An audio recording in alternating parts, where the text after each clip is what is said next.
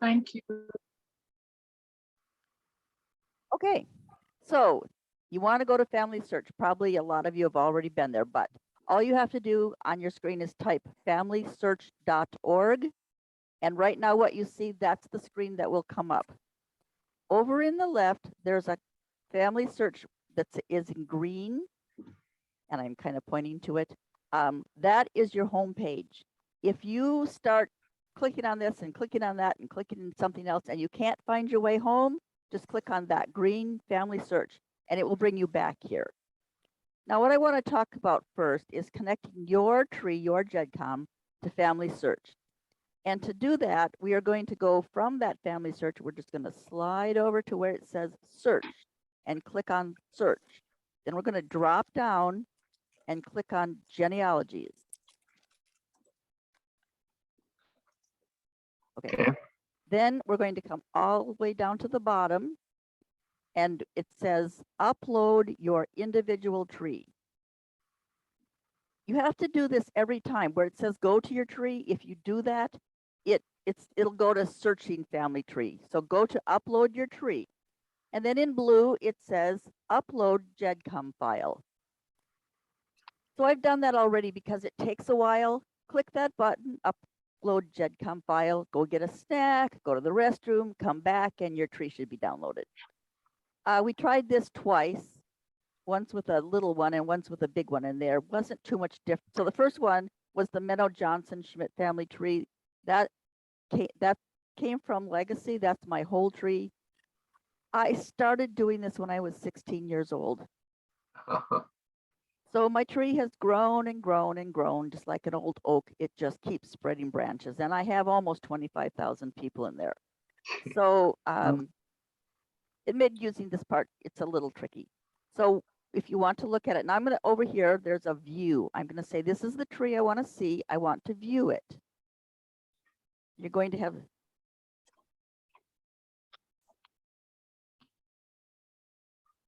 okay. So you're going to have the tree up here is the Menno Johnson Schmidt family tree. That's what I opened up.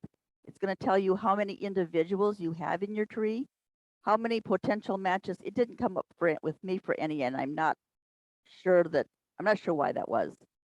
It says that I can add to my family tree 7,000 people. That is incorrect. I want to add a little note here. This should be very, very helpful if most of your tree is not already on Family Search. But I know for a fact that most of those people are there. And then there's the next one is already in Family Tree, and I'm going to click on that one. And that's where it's showing people. And if you come down here where it says page, each individual is a separate page. What is on the left is your GEDCOM person. What is on the right is the information that came from Family Tree. So we're just going to skim down. Okay, he has better information for birth. He has better information here, the same information here. So I'm not going to change anything. But if I go to, coming back down here where it says page, if I just click this little arrow here, it's just going to go to the next page. But the one I want to go to, fortunately, and if you've gone through some and you need to take a break, just make note of what page you are on, because I am going to go to page 102. Enter. And here's this fellow, Donald D. Bellows. I compare the names, they're the same. I compare the birth date. I have better information in my GEDCOM. So I'm just going to hit this little blue replace. And now that information is updated into Family Search. If I go, oh no, I didn't mean to do that. I just hit undo and it goes back. So we're gonna go ahead and replace that. For the death date, I have better information because I have a county, and I'm going to replace that.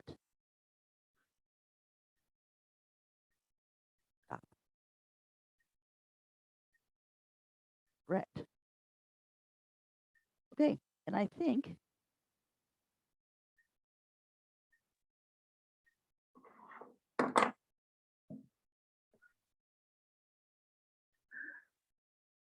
Okay, so that's pretty much all there is to comparing. I'm not going to provide a reason. If I had something that was, I mean, all I'm saying is they had a county, not a, if it was something important, like I have this source and this is what this source says, I might give a reason, but I don't always do that. Okay. Now, as you Interrupt you for a minute. Recently, I had a situation that involved an incorrect death date. And what it involved in was whoever had read the tombstone had read 1836 when the death date was 1856. So that was a pretty good reason to make a change. That is an excellent reason. And especially if that wrong date got transcribed onto Find a Grave, people are going to keep seeing that. Oh, but this, what Find a Grave says, and they may not even take the time to look at the picture closely. They'll Find a Grave says this, it must be correct, right? They never make a mistake, right? Well, of course they do. So an explanation like that will stop a lot of people from changing it back to the wrong information. And that's a really good reason to do it. Okay, I want to talk about reconciling the differences that were from your GEDCOM to your family tree. The most important differences, and let's see if I can, I'm coming down here.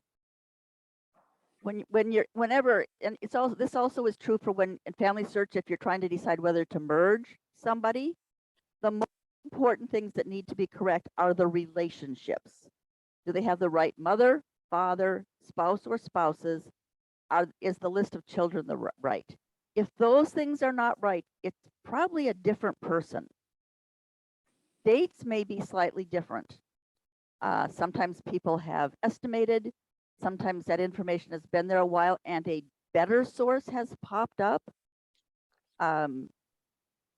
Those things, then you want to fix it. And that's probably when you want to say, this is why I'm fixing this.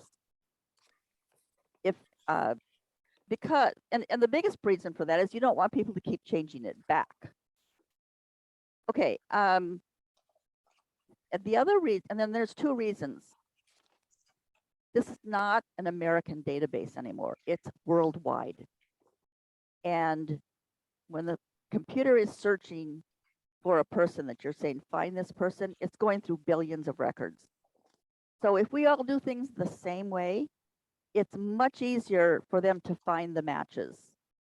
And the way we do it is day, month, spelled all the way out, the word, and the year.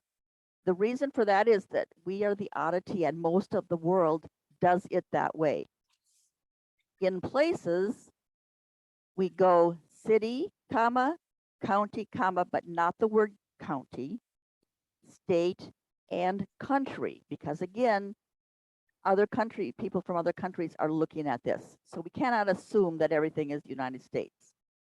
And again, the reason for that is the worldwide, generally, manner of doing it.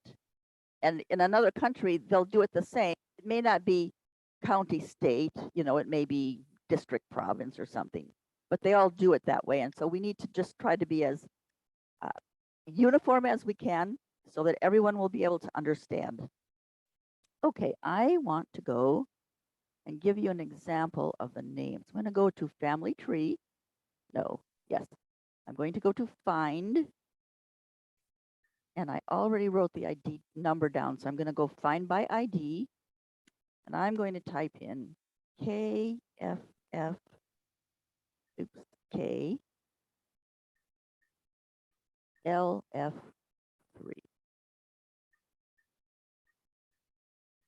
I'm going to search for that person. And this is Johann Friedrich Frankfurter. I'm going to bring him up by clicking on his name. And I'm going to bring up his page by clicking on person. And I am going to click on, well, let me start here. As you see, his name here is Johann Friedrich Frankfurter. And I do give a reason. The reason is that the spelling in his family Bible was spelled that way. And then I say copy in memories, so that if anybody questions that, they can go to the memories. They can find, I've scanned the 4 pages of the Bible as it was written in the original form. Also scanned a transcription that's easier to read, so that if they question any of that, they can go and look right at the original source. I'm going to go back once here, and I'm going to click on his sources right here, sources 6. I would like you to look. In the 1850 census, his name was spelled Frederick Frankforth. In 1910, in his son's death certificate, it was spelled Frederick Frankfather with an A. Then the Bible had Forther. Find a Grave had Johann Friedrich Frankforter. And then the cemetery record, that might be the same. It's another source. All those were different variations. So that, in that case, that is why I absolutely would say this is where I got my information from. Because I will tell you that he's one of the first Frankforthers. There was another generation or two. Every single generation standardized a different way. So when I'm looking for them, I might find Frank Fodder, Fadder. I might find Frank Fodder, Fodder, Frank Forth, Frank Forther, Frank Further with a U, which is actually the way it originally, the very first person that comes to the United States was Frank Further. So what I want to say after saying that I put it the way I think I should, if I go down here and I look at, say, Mary Ann Frank Forther, and I don't think that that's the way she spelled her name, that her family spelled her name, well, I'm just not going to worry about it. It's just not important that the name be spelled absolutely correctly, because they didn't have absolute correct spellings, especially in the census records when you had a German census taker come to the door of a French family and say, and the person that answers the door, he says, I want to take the census, give me the names of the people in your household. And he writes them down the way he thinks they're supposed to be spelled. So there's going to be a lot of variation in names. Don't worry about that. It's also not as important. Like I said, the relationships are the most important things to have right. The dates you want to get as accurately as possible, but sometimes even in the primary sources, they're different. Now, my brother was born in a doctor's office. They couldn't make it to the hospital because my mom had her children so fast. He somehow ended up with 2 official Wisconsin birth certificates, and the dates are 6 months apart. Oh, gee. You know, so every Wow. single source in a small amount of the time is going to have some errors. Just take the best you can and just don't sweat those details. Again, the relationships are the most important thing. So we've talked about spellings. We've talked about the way the dates should be. This christening, put the day, spell the whole month out, put the year. This is how you do it. I'm going to scoop up here. I'm going to go back to details. Let's see. Come on down. Okay. In genealogical records, women keep their maiden names. This should not say Catherine Schaefer Frankforther, even though that she may have spent most of her life that way. In the records, just leave them with their maiden names. That's the generally accepted way to do that. Okay, let's move on. Now, you put your information on FamilySearch. You've got it all, so do you think it's all right? But FamilySearch is the most wonderful program. It's really hard to beat it for some things like putting pictures and memories. The biggest weakness is that other people can come in and change your data. Even if, 20 years ago, you worked with family members who are also professional genealogists in Ohio, and you worked this stuff out, you compared all your sources, etc. Tomorrow, someone could come in and change it. So there's a little way to fight back. If you look up here over on the right, there's a star and it says follow. And because it says follow, it means that I am following this person. And I'm gonna just click on that follow. You are now following. Huh, I should have been following. Okay, I guess it's black now. Following. Okay. They, in my opinion, they don't have this as clear as it could be. If it says follow, yes, I want to follow him. If it says following, I am following him. All right. When you follow someone once a week, you are going to get, and the way you're going to get it is, oh, my picture's in the way. Here we go. If I click on this bell right here, it says changes to people you follow, and that will be a weekly report. I'm going to click on it. And it's going to bring up, so for this week, these are the people that were changed. Let's see. If you want to see exactly what was changed, click there, and now it's going to say deceased people I am following. And it's going to show you, and I really love the way they're doing this these days. It shows you the actual document. If someone adds something, it shows you exactly what they added. Really think that's cool. Children were added. The most common one is source has been attached. Sometimes the person is deleted. That's generally because two people were merged. Okay, and I'm going to go back up here. And over here, it says see list. On see list, these are people it's recommending that I follow that I'm not. And I can either say, no, I don't want to and dismiss them, or I can click on follow. These are uncles. I do want to follow them. All right. Here's an uncle by marriage that no one liked. I do not want to follow him. I am dismissing him. There, he's gone. Now the next two, this is my great-grandfather. I don't know why I'm not following him, but right now I'm going to follow him. That's my great-grandmother. I'm going to follow her. You are now following Anna Olach. Okay. I have not used the add label. I'm going to just click on it. Here's some suggested add labels that you can add if you want to, and they could be helpful. Also, if you have a label you want to add, but you don't see it in the list, right over here in blue, it says create new label. Click on that, put in the label, and it'll probably say save then. And then you can use that label to note whoever you wanted to note. You might want to say mother's side, father's side, whatever kind of label you might think you want to put on. You can do that. Okay. I need to move the people again because I want to, oh boy, we are running out of time so fast, way too fast. Okay, in my opinion, the most important reason to have people on FamilySearch is to add memories, sources, and photos. So we think Ancestry will be a long time, but it's a company. They could fold. Not only that, they could decide we have too many trees on here. We're going to get rid of some. I guarantee you that FamilySearch will not go away, and they will not start eliminating anything you've put on there. Okay, so I'm going to go to memories right here. Here's the home thing. This little bar here is really important. I'm going to go to memories.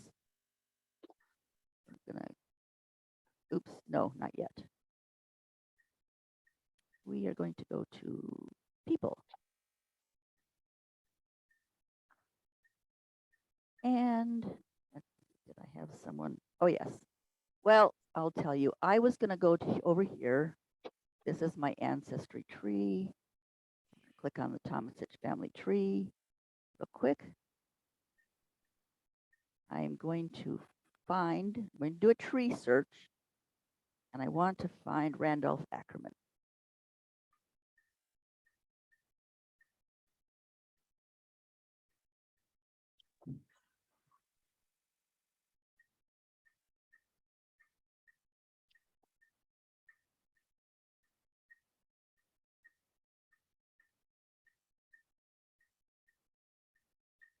Now that's too little for me to read. We're going to bring that up. We're going to look at his profile.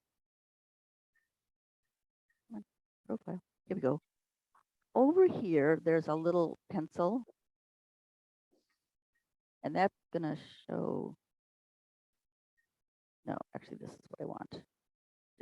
This little paper here is his notes. And I'm going to come down here.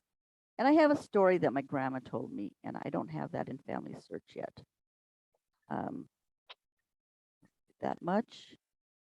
I'm gonna, oops, control copy, hop back to this, back to Family Search.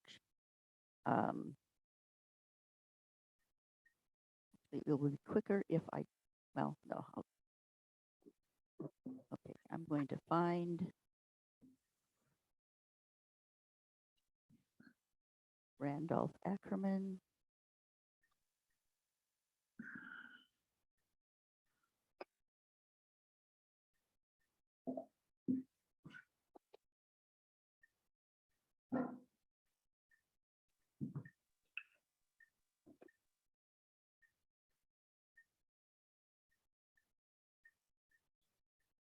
I'll go back and erase this part.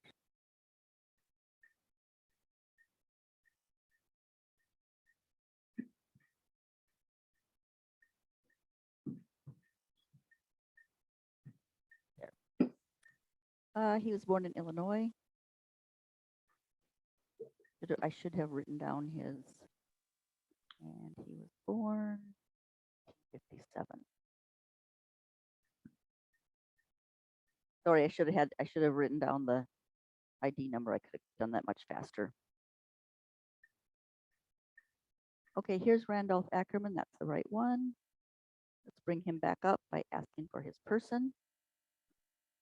We're going to click on his memories, which there are some, but there's not this. Okay, so this is going to be, we have a photo, we have documents. I want to create a story. I'm going to click on that. You can upload to this, but a lot of the times I just simply cut and paste. And I'm going to say Randolph, Ackerman horses, because I want the title to be different than anything else that I have in his memories. And now I'm just going to simply cut that, and I can save it.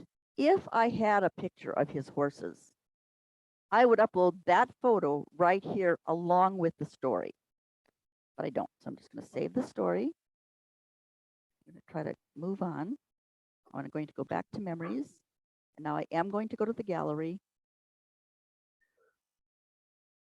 So if you have a photo that you want to upload, you simply click on this big green plus button. There's a little statement here, and I've put this in the handout.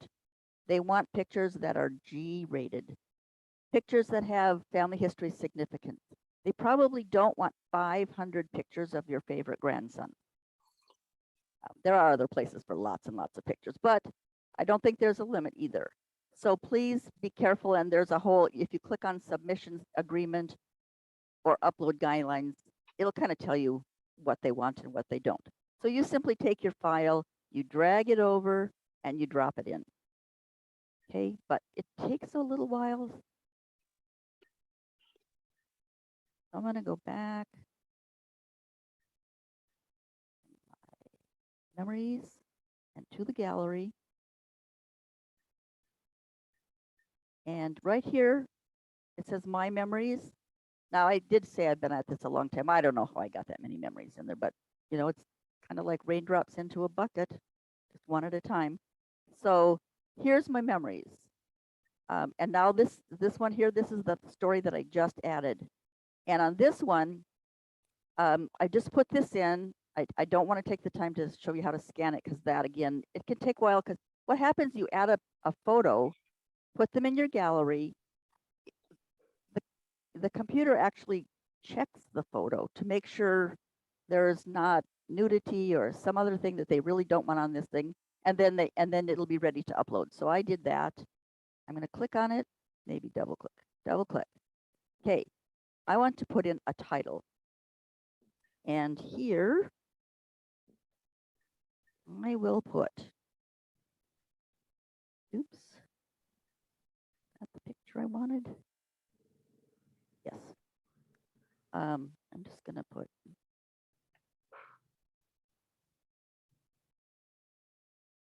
John Thomas Stitch and Mary Jeanne family. I don't need to be any more specific because I have very few pictures of them. And each piece on here you saved individually. So I want to save my title. And it'll pop up in green. That's how you know you saved it. Okay, there are things that I can add. Right here, I can add an event date. I didn't know the specific date. This is the picture itself. And I was sent it a long time ago. I don't even remember who gave it to me. But I looked at the list of the people that were in the picture. I looked at the ones that were missing from the family and when they died. And when these people died, and figured the date had to have been around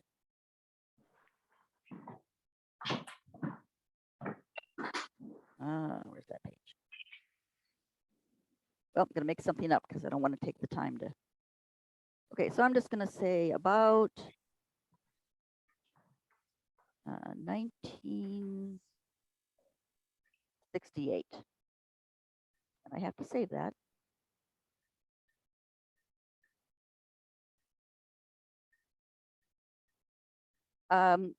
This family lived in, I'm just going to put Croatia. They lived in Draga Baskanska, the island of Kirk. But for now, I'm just going to put Croatia. I'm just going to tell you this. I'm not going to take the time to type it out. Under event description, on the back of this picture, it says, this picture was taken in Croatia when Angie's mom visited her mother after living in the US for 40 or 45 years. Since your grandfather was the only one missing, because my grandfather is the only one that came to the United States, Angie cut his picture and placed it in the far right. So this is my grandfather. He's not actually part of that picture. He just got added into the family. But I think that's pretty cool. But I think it's important that they know that, right? Yeah, And fun to know that. That was just kind of a cool thing. it is. Okay, so I think, I know I've said a half hour and it's just a little bit over. Well, I think I've skipped. Oh, no, I take it back. There is one more thing I want to do. And that's, I need that page back up. Switching back and forth. Okay, there's one more really important thing that I want to do. And that is, I'm going to click on the image. Okay, we'll start with my grandfather. This is my grandfather. I'm just going to click on him. See how a little box came up around him? It says, who is in this memory? So now I am going to type this in. John.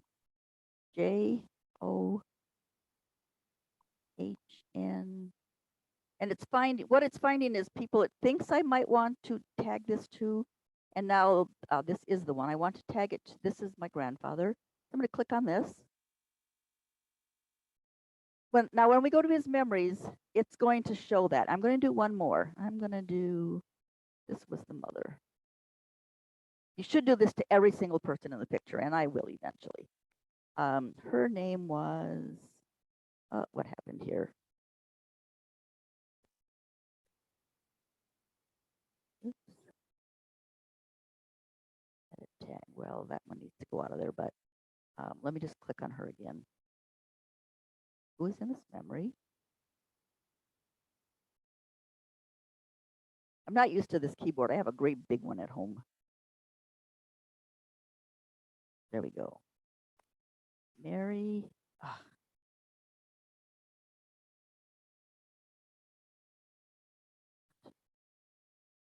There, Yannick. And I'm just going to click on her. Now, once I've done this on every person, so I added that memory to his page, right? Now, if you go to her page, it's also going to show that photo on her memories. And once I've got identified all the children, it will be on every child's one. As you come and you look this picture, and if you hover over one of the pictures, I've only done these two, remember, but it will show, it will just tell you right there where who that person is. And that's really cool. In Family Search, when a person passes on, the first thing that's lost are the memories, and the second thing is the photos and who was in the photos. I did a big project for someone where they handed me 10 banker's boxes full of family history things that they had saved over years and years and years. Took the pictures that were in there, I scanned them, and you know the best pictures, I'd say half of the best ones,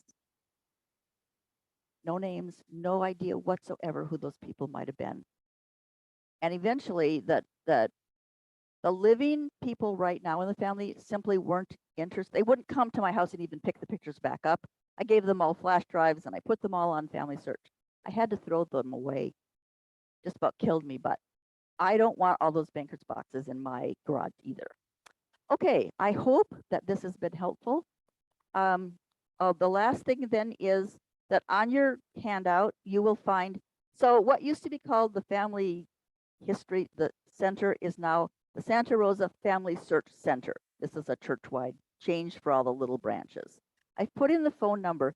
If you're going along and you have a question that could easily be asked over the telephone, when we're there, please feel free to just call us up and ask us, and we will do our best to help you. If you're going along and this goes, it seemed so simple when she told me all these things, and now I can't figure out how to do them. That's happened to me so many times. Please feel free to come in. We will sit down with you one-on-one. If you bring your documents, you bring your computer, whatever you want to, we will sit and help you through these things. And as for scanning pictures, at the library, there is a big scanner that will scan them, and you can link them directly to your gallery in Family Search. And that's kind of handy too. So I put the hours in. Please come in and see us if we can help you in any way. Thank you.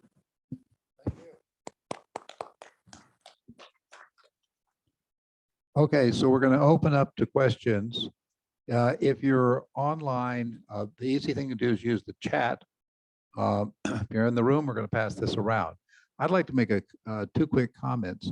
To me, we're always going to give up something when we start merging our data into this massive database. At the same time, just looking at this one picture, I know I have pictures going back generations that I would want to be available to family members for all time. And this is as strong as you're going to get in that category. So it's a lot of work, but for the people you really care about, may know more about, this is a good place to go. That's one man's recommendation. Okay, who's got a question?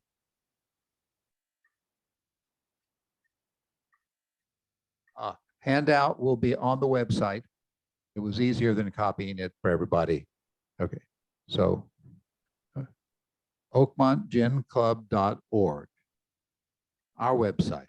So that along with the recording of the meeting. So other questions? Yes.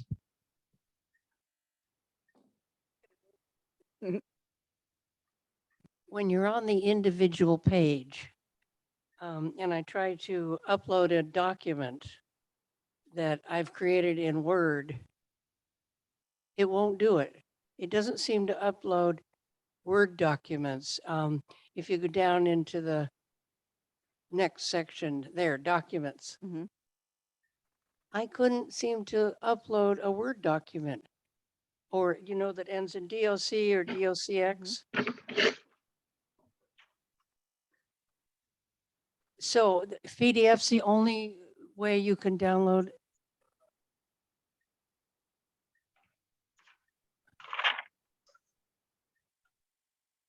Okay.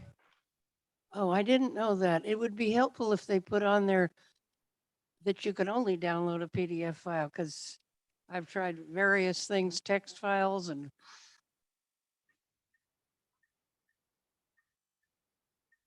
Yeah. Be nice to repeat the question. The question was, what form of file can you download, um, upload? Yeah, Jeanne, could Okay. you X out of the thing that's in the upper left corner there? I want to just show people the choice. Yeah, no, the upper left. Can you close that box in the upper left? That's what I'm trying to do. Close it. Can't, oh, here, cancel. That's what we need to do. Yeah. Okay. And then, Okay, so there's an upload document. And the question was, what document formats are allowed? And we're not sure, but it looks as though the one we know it works is a PDF file. Okay, thank you. okay, I'm pretty sure, let's see, we did PDFs, but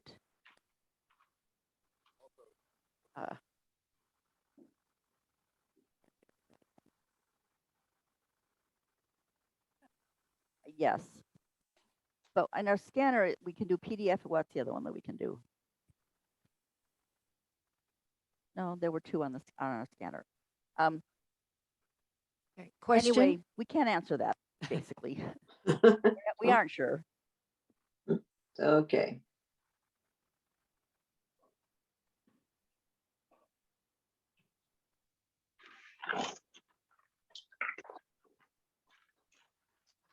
I had a question. I wanted to ask Jeanne, what is a JEDCOM person? I don't know what that is. You use that term, JEDCOM person. What is that? Okay, wherever you have your family tree, and so I have a desktop program called Legacy, and Yes. there's many others. Right.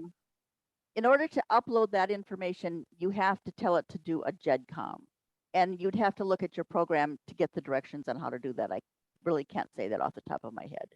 Are you have you to put it- saying you have to look at your own individual program, correct?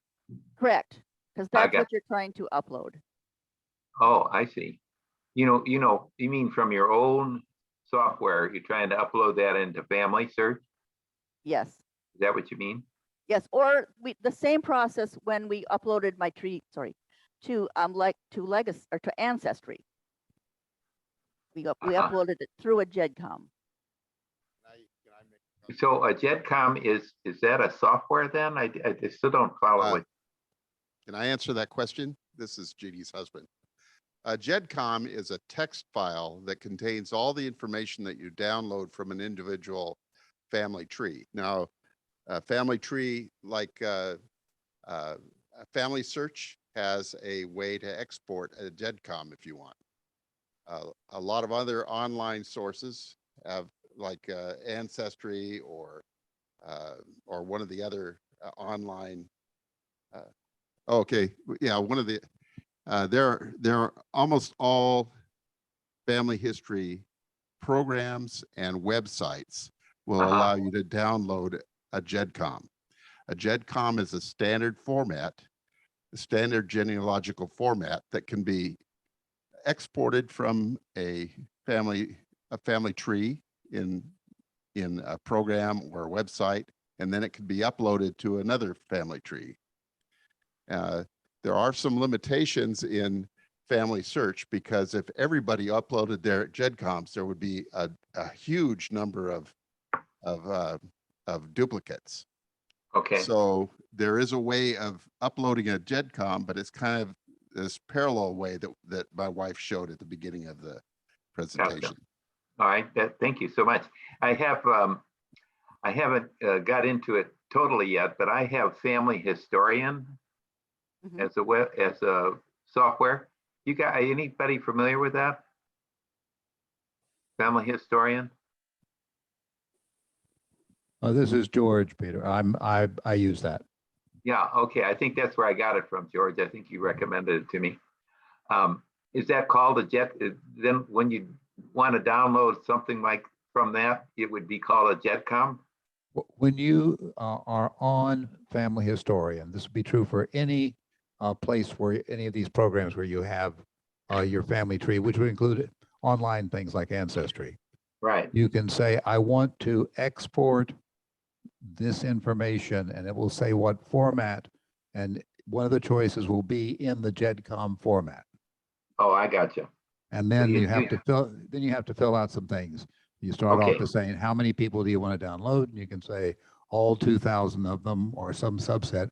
By the way, subsets are pretty interesting for what we're talking about here, because Okay. you may have four, your 3 of the 4 lines from your grandparents may be Yeah. completely known by everybody and mother.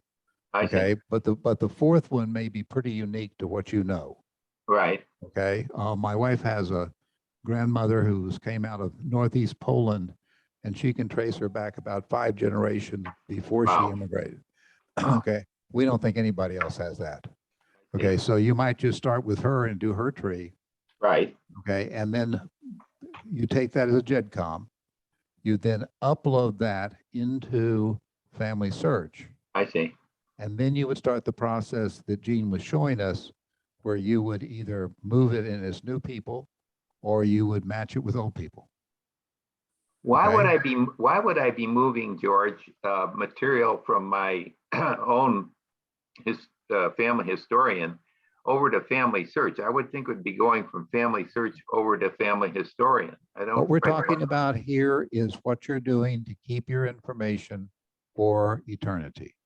Okay, gotcha. So by moving it into the Family Search Family Tree, Okay, like Jeanne was talking about. I got it. right.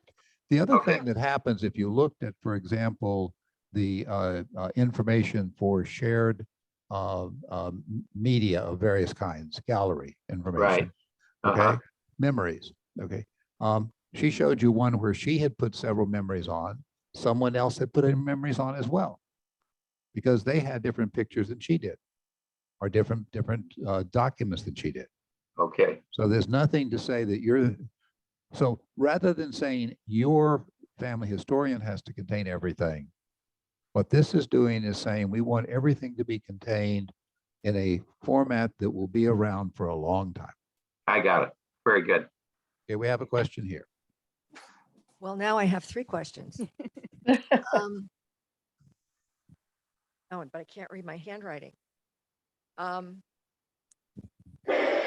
you say it's going to last forever. Why is it going to last forever? What makes it? Okay, this website is sponsored by the Church of Jesus Christ of Latter-day Saints. One of our chief cornerstones is a belief in family and the importance of knowing who you are and where you came from. And right now there is no charge. There will never be a charge for people to access Family Search. And that's why there is no place I could possibly tell you that I think would be better. And going back to the last question, but kind of answering yours also, on my great grandparents, the Schmidt ones, I scanned a newspaper article that was about like a 50th wedding anniversary, and it had a picture of each of them. I put that on, and a few months later, I noticed, because you can actually comment on other people's stories and pictures and things. I noticed that there was a comment from the son of one of my cousins that lives in Sioux Falls, South Dakota. And he wrote, I really wish I could have known my great-grandfather was actually his great-great-grandfather when he was alive. Well, obviously he couldn't, but now he had a picture, a story that told things about their lives. He Yeah. at least had something that he could know about them. There's another one I would tell you. Oh, anyway, that's I have one more question. okay. Because you're talking about taking your information from where you have it Mhm. and uploading it. Can this be your only source?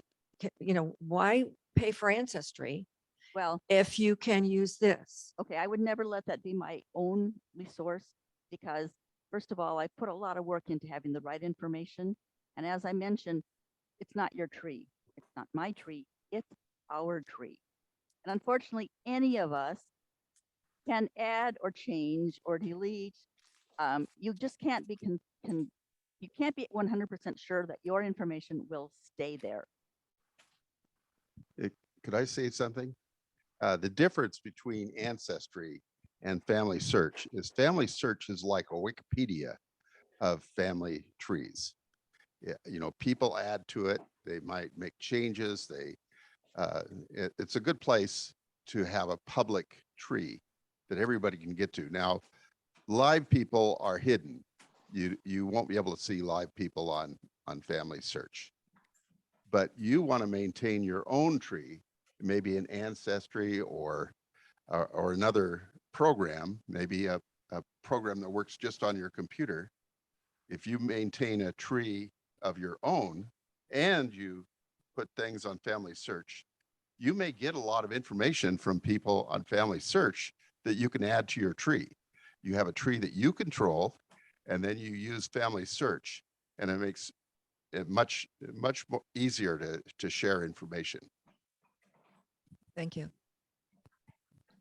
But it's my understanding that FamilySearch is totally open to anybody that wants to go into your tree. Is that's That is correct. that's Correct. what I'm learning. Okay.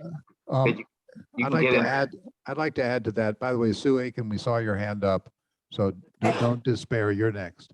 Okay. There Sorry. are several things to think about here.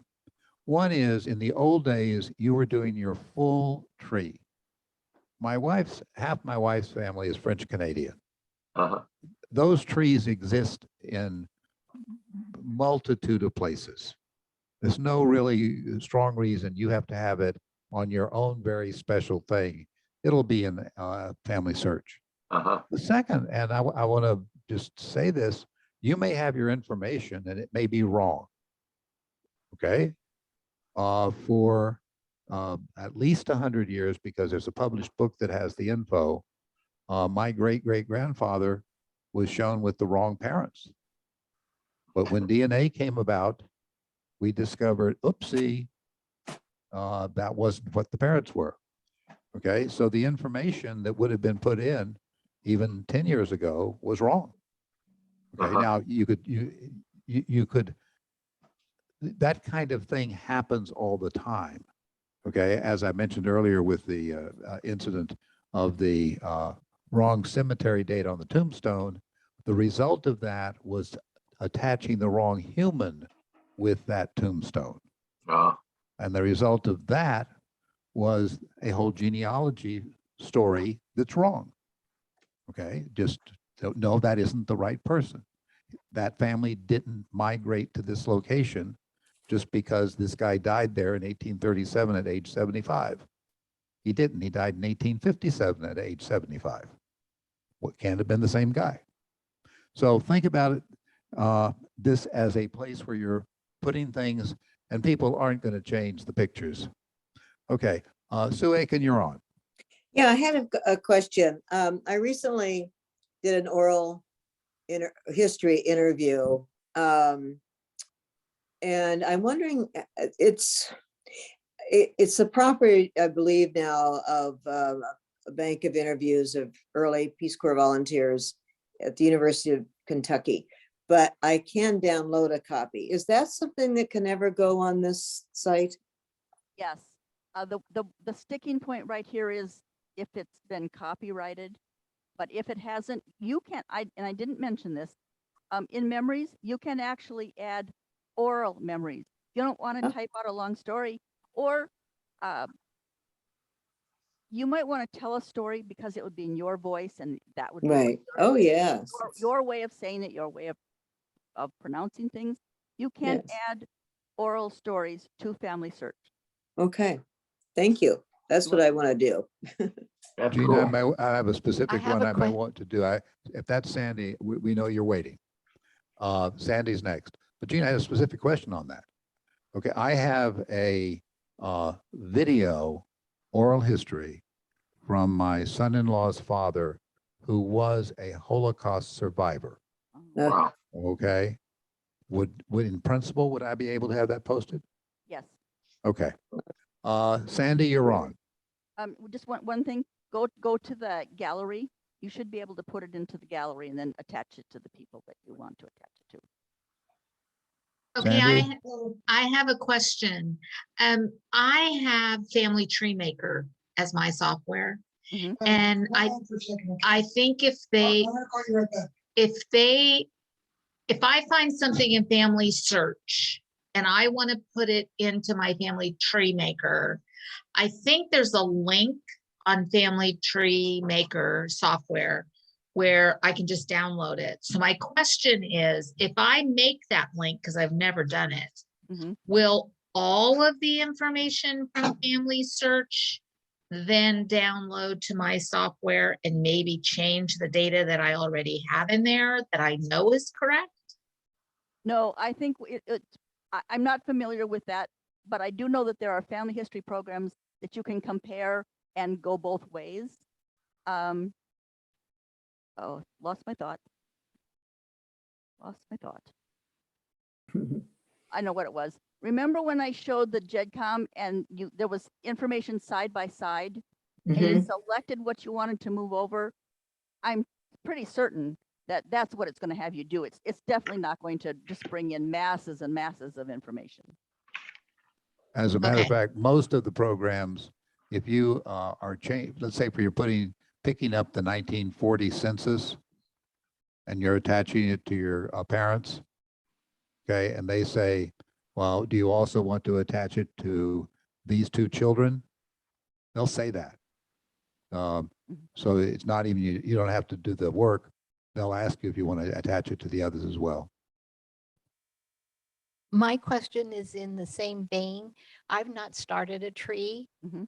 So would I start on Ancestry first and then do, If you have Ancestry, that would be a good place to start. would it? Yes, I love Ancestry. I think that it's better at finding sources for you.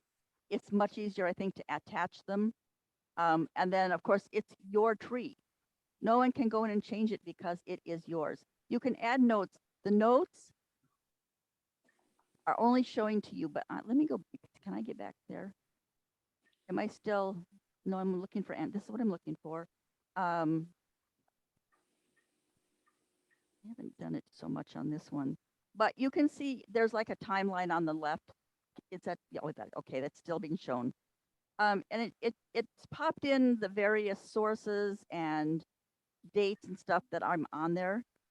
I have gotten to the place where I will often add things. When I get back in early America to some German immigrants, so it's like my 4th, 5th great grandfather. They're so, can I still be heard? This thing is there. Okay. There is so many people that have attached them to parents, lots and lots of different parents. They can't all be right.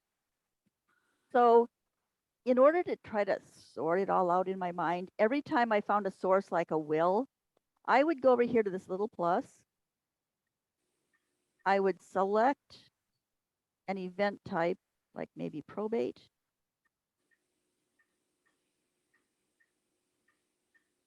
And where in the description, I would put in exactly what was in there, exactly who the heirs were, the date, the place, so that when I'm going back and looking at my tree and I'm going, was this, how'd I get this information?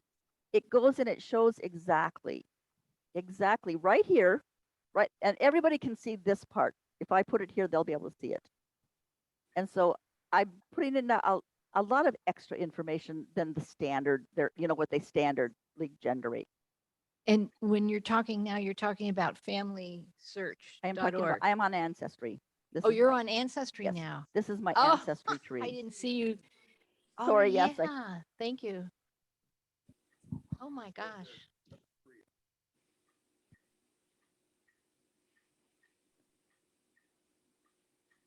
Because I'm not certain everyone can do that. This little tab, and I use this a lot. First of all, you connect it. It doesn't say that. I've already connected it because that's where that little arrow is. And then I can compare. And here, on going from Ancestry, I can actually move all I have to do is if I say I like this information better, I just click on that box and it's moved. Well, that moved into Family Search, but I can also move it into my Ancestry. Unlike the other programs, some of them, I can actually click and move it can go back and forth, in other words. Great. So I really like that, and I use that a lot. Okay, any additional questions online? I have a question. So you would say that Ancestry is probably the best way. I have handwritten all of my things out, all of them. And I need to get them all online or something. I need to do something about all that. If you have Yep. Ancestry, the thing I like about it is it's at least going to stick around for quite a while, and nobody else can change it. Like I said, I have a desktop legacy, which is because I had started 40 years ago, I think, when it was the Yep. first one was personal ancestral file. Uh-huh. I have different uses for each one of them. My 3 trees are not all exactly the same because I'm too lazy to type things in 3 times. I believe it. Yeah. Yeah. So depending on what the reason is for having it, and I guess I would have to say right now my main one is Ancestry, because my desktop, nobody really sees that. And let me tell you what's going to happen when I die. Everything that's on my computer, my legacy, is going to disappear. The whole wall full of notes that I have, genealogy notes that I've made, I don't add them paper notes anymore, but for 30 years I did. They're all going to get tossed. Yeah. And someone showed up at the Family History Center, and they had boxes and boxes of this lady had traveled all over the country. She had written books. She had all these genealogical notes. Her kid said, if you don't take it, and this is we're not set up to do this, but we did. If you don't take it, our next stop is the dump. Mhm. Well, we took the boxes because we couldn't stand to do that, and volunteers have been like putting things online just so because we can't stand the thought of it being lost. Yeah. Okay, after all that, did I answer the question? Well, can I take the information I have that I know is correct and put it on Ancestry? Yes, you have to create a tree. Create a tree on Ancestry and add all that stuff on there? Yes, Can I put pictures on Ancestry? yes. What I did was I made 36 books for every single person in the family with pictures of people and all the sheets from the Detroit Genealogy Research Center, the forms they used to have back in the day, and filled all them out. So I need to put them on there. And that's what I was wondering if that Right, would be the best way. that's really super. And I also have another suggestion of what to do with that. Okay. Family Search will take that book. They will scan that book as it is, and they will put it in, they won't necessarily print out a paper copy, but when you go to Family Search and you search books, it will be there. They will preserve that book for you. Really? Yes, really. You just send it to them? There's a form you have to fill out. I would contact them and ask them exactly how to do it. Okay. I know when I used to go to Roots Tech, Yep. they would have a whole booth there, and you would just hand it to them and they would scan it. Wow. Yeah, that's pretty amazing. Because That- it's scanned in exactly the form you created it. Yes. And that's pretty cool. As you That's begin to it. put things online, and you think about what we talked about today with the Family Search Family Tree, Mhm. go to that before you put things online and get a general sense of how accurate the information that is on there already is. Okay. Because as I mentioned with the French Canadian ancestry, Mhm. I don't really need to go back more than 4 generations Mhm. because further back than that is well understood. Yeah. So the documentation at that point is very complete. I'm not going to add to it, I see. but I'll add a lot in my own line where I've got the early Virginia, early North Carolina, early Maryland families coming in the 1700s. Uh-huh. Okay. So I have a lot of research there that I believe is somewhat unique. So think about not spending time just repeating what's already in existence. Focus your information in putting on a tree, putting information that only you have. And then Okay. this is the place you want to put your pictures and your unique sources. Okay. Right, thank you. Wow.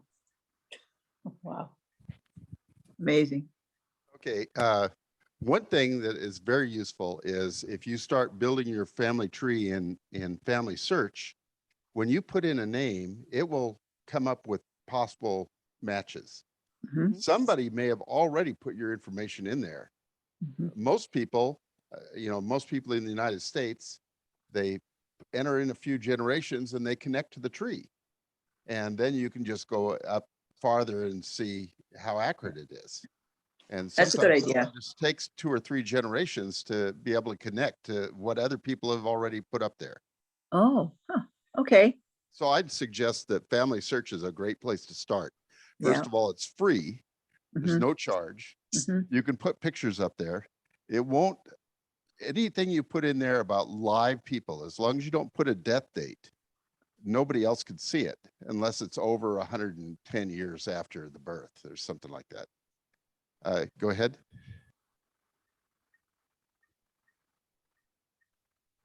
Yeah, I had the same problem with my dad. I had to send them my cousin, my sister, my stepsister, from one of my dad's marriages had put in that my dad was dead. So I sent her a message, and I'm not sure how I resolved it, but I resolved it. It was a duplicate. I had the information and she had the information. Since I had it as a live person, she couldn't see that person. So I had to get her to delete that person.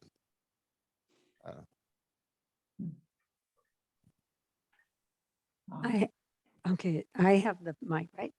So I retired up to Grass Valley 25 years ago after I retired from teaching. And there was, like you mentioned, Church of Jesus Christ of Latter-day Saints. And you're talking about the Family History Center. Up there in Grass Valley, there was a place that people could go to, the library down in the basement where they had a big room. And once a week, these people who were experts on all of the family tree business were there, and they would help you get started. They had several computers, I think, that people could be using with those people helping. So is there anything like that here? When I saw there was this group, I thought, oh, good, they'll be giving lessons. We can go sit there at tech center and we're going to learn this. But it doesn't sound like that's what happens. Well, no, that absolutely. The only part about it is that we don't give lessons. Who because is there's we? so many. Who are you talking Well, about? I'm talking about the Family Search Center in Santa Rosa because I work there, or I volunteer there. And on when you see the handout, it will have the name, the address, the phone number, and the hours. So please feel free to come in. It used to be when I first went in there a million years ago, and I looked around and someone kind of showed me what they had, and then I was on my own. Now someone walks in, and we don't have microfilm readers. Well, we have one in a back room. We have computers, and someone will sit with you one-on-one and show you anything you want to know. They'll just sit there and help you with your family. I don't want to take too much time with this, but the thing to remember is that the family search teams microfilmed massive amounts of information around the world. And for many years, you would go to these family history centers because they would have the microfilm readers. And you could order a microfilm. Like I wanted to look at the tax records for Campbell County, Virginia from 1700 to 1800. And they had it right there. Wow. Those are all online now. They put every one of them online, but some of them, because of the agreements they had with the people who provided the information, can only be accessed at the center. Yes, And and so some the, of, oh, sorry, okay, we have two more questions. some of them, one addition, some of them can only be accessed at the library in Salt Lake City. That is not a church policy. That is the agreement they made with each individual person. They will tell you what level of access they will allow. There- Yes. There's also, they're still in the process of uploading all of these images to they're not all available, that they're getting close. There are some that are image only, and you have to look through the image. And there's hundreds of thousands of volunteers who have been indexing files. Thank you. Can I go? Okay. I have a question and then I have a statement.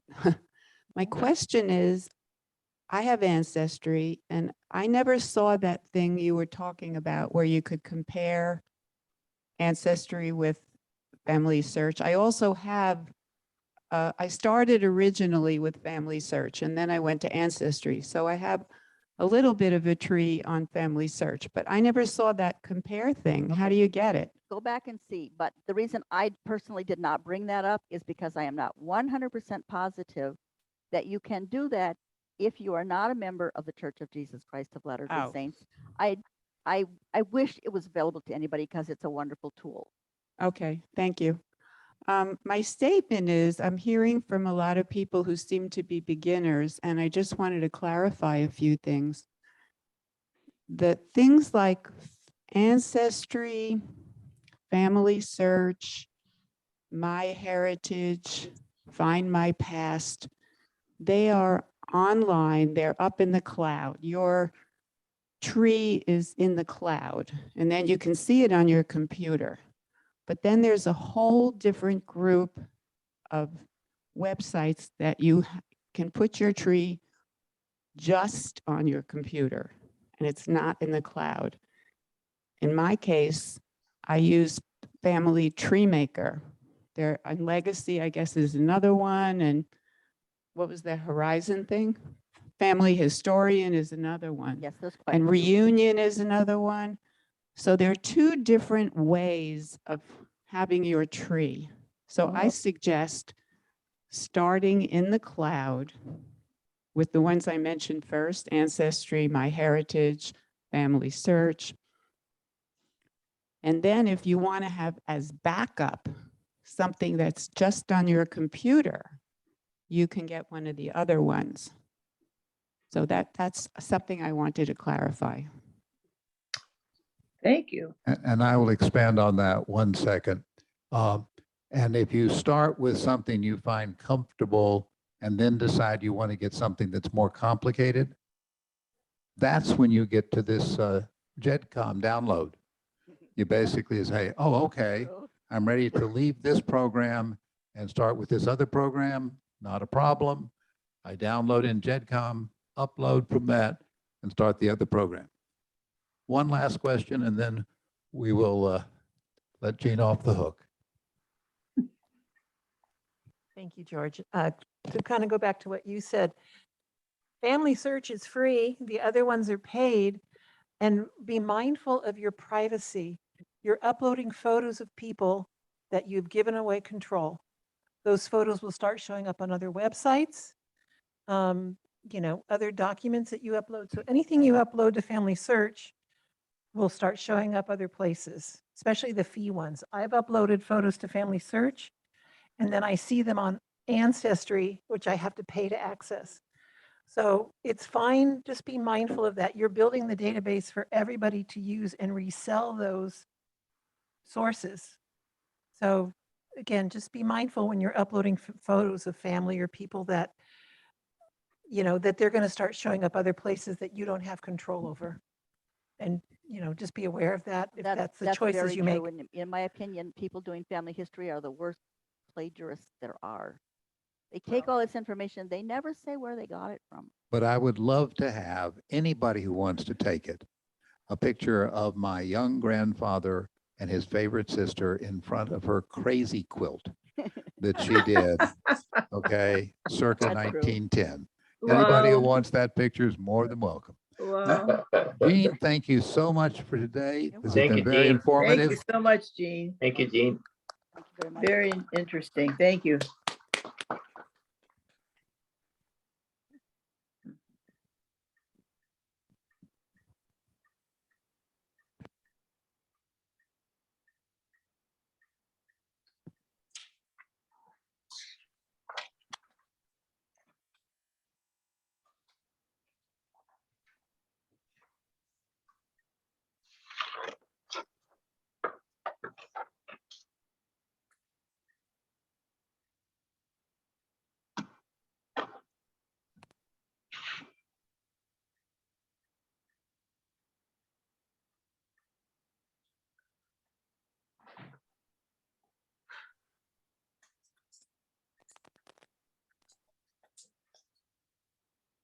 George? George? George?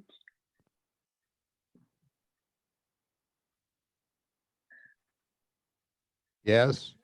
Ah, Did you say that I could get a copy of the handout at Oakmont Genealogy Club.org? no, the site is Oakmont Gen Club. Oh, Gen Club, okay. Yeah, .org, and it's not there yet. It'll be there in about 24 hours. Oh, that's fine. I just want to thank you for helping me get on here today. Okay. Take Yeah. care. Thank you. George. Bye all. Thank you. Bye-bye. Bye.